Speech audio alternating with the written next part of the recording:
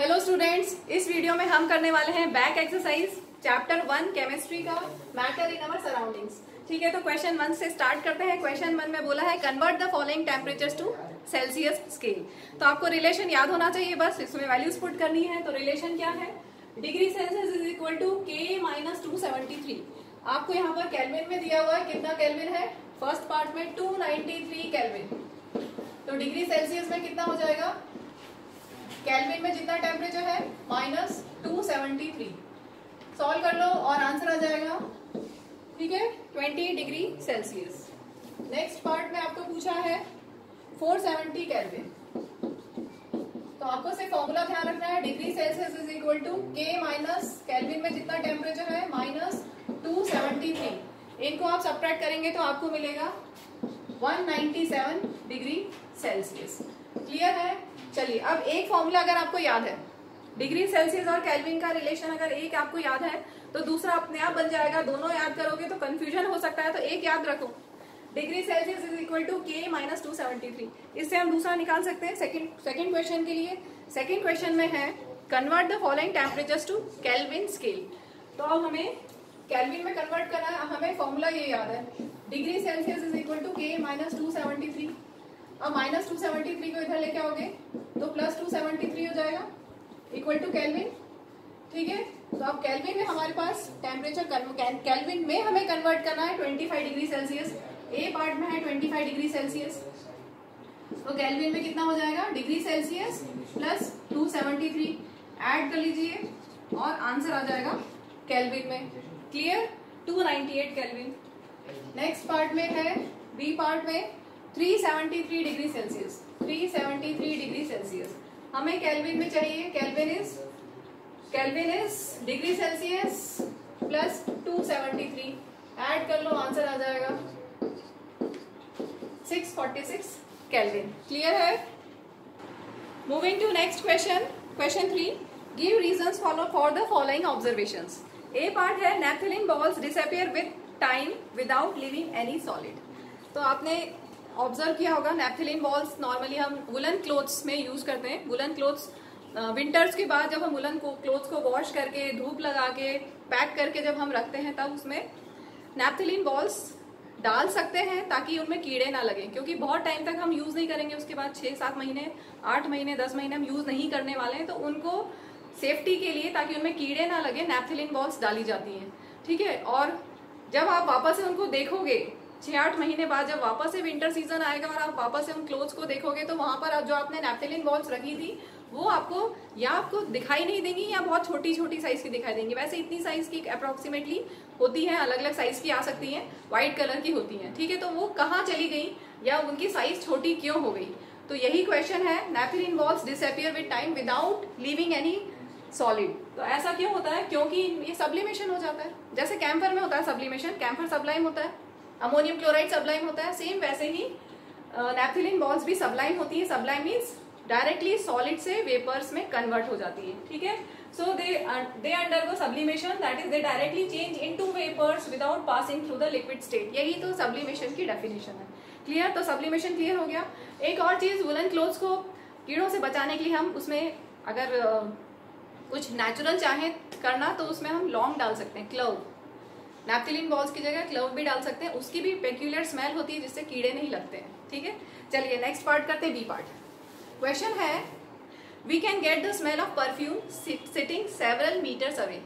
ये तो आप सभी ने ऑब्जर्व किया है, अच्छी सी स्मेल आती है। क्यों आती है? क्योंकि डिफ्यूज हो जाता है, जो परफ्यूम के वेपर्स हैं वो डिफ्यूज हो जाते हैं। डिफ्यूजन आपने पढ़ा हुआ है, intermixing of particles on their own. Diffusion solid में हो सकता है, सॉलिड लिक्विड गैस, अलग अलग कॉम्बिनेशंस में डिफ्यूजन हो सकता है। ठीक है, तो यहाँ पर परफ्यूम की स्मेल पूरी एयर में स्प्रेड हो जाती है। ऐसा क्यों होता है? क्योंकि डिफ्यूजन हो जाता है, फास्ट डिफ्यूजन होता है, क्योंकि परफ्यूम में होता है volatile organic solvent. Volatile means जो इजीली वेपोराइज हो सकता है।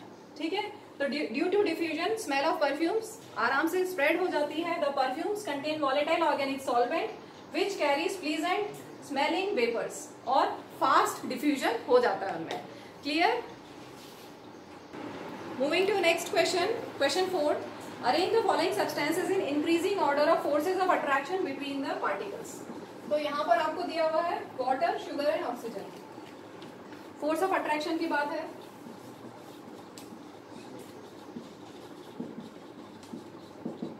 तो पहले हम सॉलिड लिक्विड गैस में समझ लें।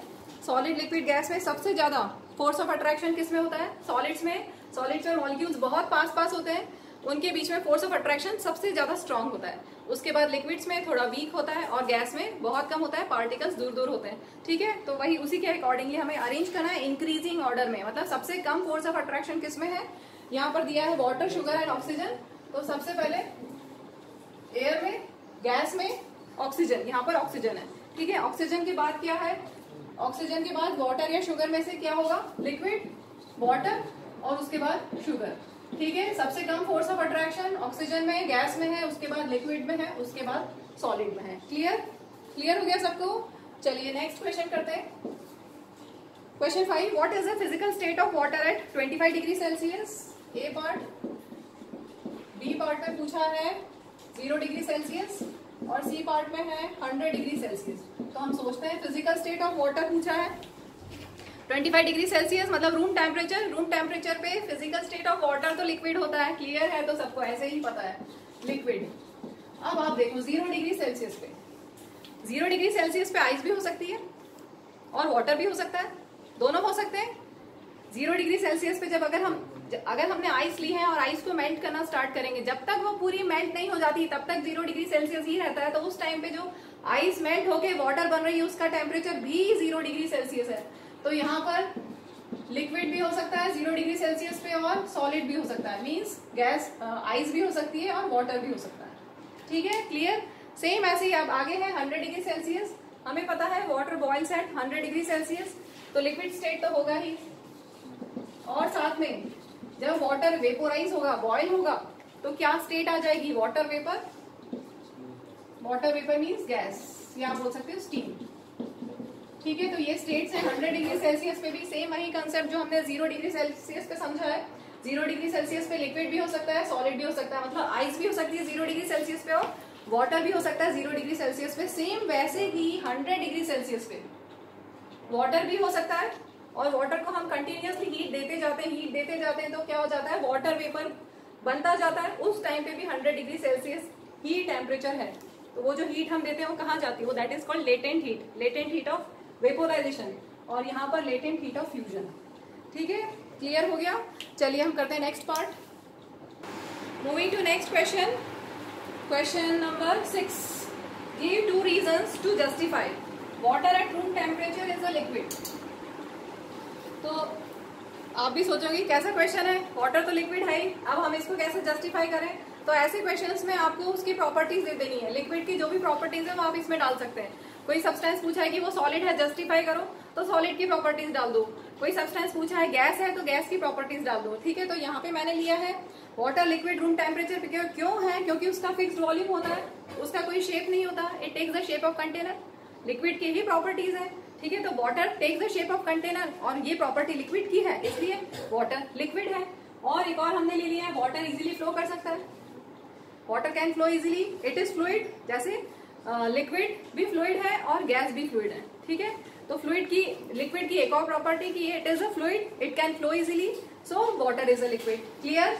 नेक्स्ट क्वेश्चन है, बी पार्ट, एन आयरन अलमीरा is a solid at room temperature. तो अभी जस्ट मैंने बताया सॉलिड का पूछा है, तो सॉलिड की प्रॉपर्टीज दे दो आप। तो सॉलिड में हमने क्या लिया है? एन अलमीरा has a fixed shape and fixed volume. तो ये सॉलिड की प्रॉपर्टी है, सॉलिड का फिक्स्ड शेप होता है, फिक्स्ड वॉल्यूम होता है।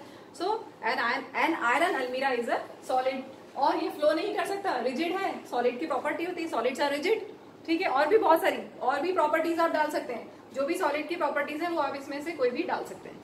ठीक है, नेक्स्ट करते हैं question number 7, why is ice at 273 Kelvin more effective in cooling than water at the same temperature. तो ये भी हम बहुत बार कर चुके हैं, आइस और वाटर दोनों हम ले लेते हैं 273 Kelvin means 0 degree Celsius. 273 Kelvin means 0 degree Celsius पढ़ा है ना, 0 degree Celsius is equal to 273 Kelvin. ठीक है, ये याद रखना। अब ये सोचो कि कौन ज्यादा ठंडा है, आइस ज्यादा ठंडी है कि वाटर ज्यादा ठंडा है? आइस ज्यादा ठंडी है।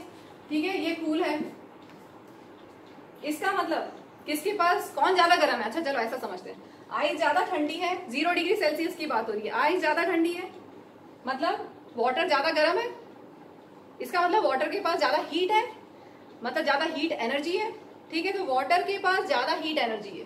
ठीक है, वाटर के पास ज्यादा हीट एनर्जी है और आइस के पास कम हीट एनर्जी है। तो कौन सा ज्यादा इफेक्टिव होगा इन कूलिंग? आइस, क्योंकि आइस एट 273 डिग्री सेल्सियस से ही वाटर बना है 273 डिग्री सेल्सियस। कैसे? हीट एब्जॉर्ब करके। आइस जब हीट एब्जॉर्ब करेगी सराउंडिंग की, by absorbing heat energy equal to the latent heat from the surroundings, ice surrounding से हीट एब्जॉर्ब करेगी और वो वाटर में कन्वर्ट होगी। ठीक है, इसका मतलब आइस के पास कम हीट एनर्जी है देन वाटर, और कम हीट एनर्जी इसका मतलब it is effective in cooling. Clear? बोलो क्लियर सबको। Moving to next question, 7th question, why is ice at 273 Kelvin, 7 तो हो गया है, 8 कर रहे हैं, which produces more severe burns, boiling water और स्टीम। तो देखिए बॉइलिंग वाटर, ये भी अभी हम बहुत बार डिस्कस कर चुके हैं। बॉइलिंग वाटर 100 डिग्री सेल्सियस पे और स्टीम 100 डिग्री सेल्सियस पे। सोचो वाटर और स्टीम दोनों अगर 100 डिग्री सेल्सियस पे, तो किसके पास ज्यादा हीट होगी? वाटर के पास ज्यादा हीट एनर्जी होगी या स्टीम के पास ज्यादा हीट एनर्जी होगी? जब हम वाटर को बॉईल कर रहे हैं 100 डिग्री सेल्सियस, जब बॉइलिंग पॉइंट आ चुका है, उसके बाद जब आप हीट करते जाओगे तो क्या होगा? आप हीट तो सप्लाई करते जा रहे हो लेकिन टेम्परेचर 100 डिग्री सेल्सियस ही आ रहा है। इसका मतलब वो जो हीट है वो कहाँ जा रही है? वो जो लेटेंट हीट है, हिडन हीट है, latent heat means hidden heat, वो कहाँ जा रही है? In changing the state from liquid to vapour. ठीक है, तो वो जो हिडन हीट है वो किस में आ गई है? स्टीम में। तो स्टीम के पास है latent heat of vaporisation. Steam के पास क्या है? ज्यादा हीट है, लेटेंट हीट ऑफ वेपोराइजेशन, इसलिए it will cause more severe burns. तो steam contains more heat in the form of latent heat than boiling water. तो जब भी अगर स्टीम कांटेक्ट में आएगी स्किन के, तो it will give out more heat than boiling water, और स्किन पे सीवियर बर्न्स हो सकते हैं स्टीम से। ठीक है, नेक्स्ट करते हैं लास्ट क्वेश्चन, इस चैप्टर का लास्ट क्वेश्चन और इस वीडियो का भी लास्ट क्वेश्चन।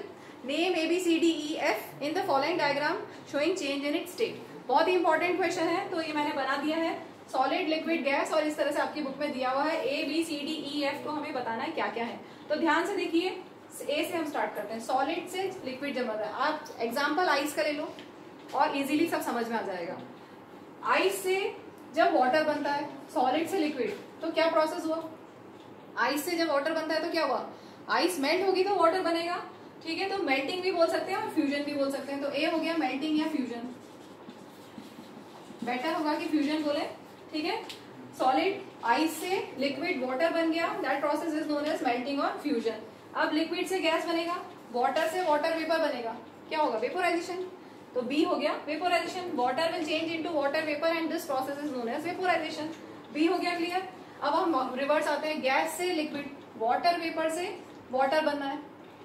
जैसा मैंने पहले भी आपको एक्सप्लेन किया था, एक कंटेनर में आपने सब्जी बन रही है, कढ़ाई में सब्जी बन रही है, ऊपर आपने प्लेट ढकी हुई है, तो क्या होगा? नीचे तो हीट आप देते जा रहे हो, फ्लेम है, नीचे फ्लेम है और गैस ऑन है। ठीक है, आप हीट देते जा रहे हो, तो वो जो आपकी कढ़ाई के ऊपर आपने जो प्लेट रखी हुई है, उसके अंदर की साइड अगर आप देखोगे तो आपको क्या दिखाई देगा? Water droplets. उसको हटा के देखोगे, ठीक है, तब दिखाई देंगे वाटर ड्रॉपलेट्स। क्यों? क्योंकि वो जो स्टीम जा रही है सब्जी में से, जो स्टीम निकल के वेपर्स निकल के जा रहे हैं, वो ऊपर कंपैरेटिवली कोल्डर सरफेस है, कंपैरेटिवली गर्म, तो वो भी होगी। लेकिन कढ़ाई से ज्यादा कंपेयर करोगे तो ऊपर वाला जो प्लेट है जिससे हमने ढका हुआ है, उसमें वो कंपैरेटिवली कोल्डर सरफेस होगा, तो वो क्या होगा? वाटर स्टीम जो है वो वाटर ड्रॉपलेट्स में कन्वर्ट हो जाएगी। ठीक है, तो स्टीम वाटर ड्रॉपलेट्स में कन्वर्ट हो गई, that process is known as condensation. इसके बाद लिक्विड से सॉलिड पे आ जाइए, वाटर से आइस बना, क्या हो गया? फ्रीज किया आपने, फ्रीजिंग या सॉलिडिफिकेशन। वाटर से आइस बनाओगे तो सॉलिडिफिकेशन टर्म बोलेंगे हम, या फ्रीजिंग बोलेंगे। अब हम आते हैं आगे, सॉलिड से डायरेक्टली अगर गैस बन जाए तो क्या? जब हम हीट देते हैं और सॉलिड से अगर डायरेक्ट गैस बन जाए, जैसा कि हमने एक्टिविटी में पढ़ा, अमोनियम क्लोराइड या कैम्फर हमने लिया था और उसको हीट किया था, वो तो सॉलिड से डायरेक्टली वेपर्स बने थे। ठीक है, तो that process is known as sublimation, process of changing of solid directly into gas without changing into liquid state, that is sublimation. Last में हम आगे, गैस से अगर डायरेक्टली सॉलिड हो जाए, decrease heat and increase pressure. तो वही case उसी एक्टिविटी में, अमोनियम क्लोराइड वाली एक्टिविटी में हमने पढ़ा था कि इन्वर्टेड फनल के ऊपर क्या होगा, ऊपर इन्वर्टेड फनल पे वेपर्स ऊपर जाके इनर साइड्स में, इन्वर्टेड फनल की इनर साइड्स में वो वापस डिपॉजिट हो जाएंगे, पाउडर पाउडर सा आपको दिखने लगेगा। तो सॉलिडिफाई हो गया, डिपॉजिशन हो गया उसका, जो वेपर्स है वो डिपॉजिट होते जा रहे हैं, ठीक है। तो that process of changing of gas directly into solid is known as deposition. तो चलिए इस वीडियो को हम यही एंड करते हैं। Thank you, bye.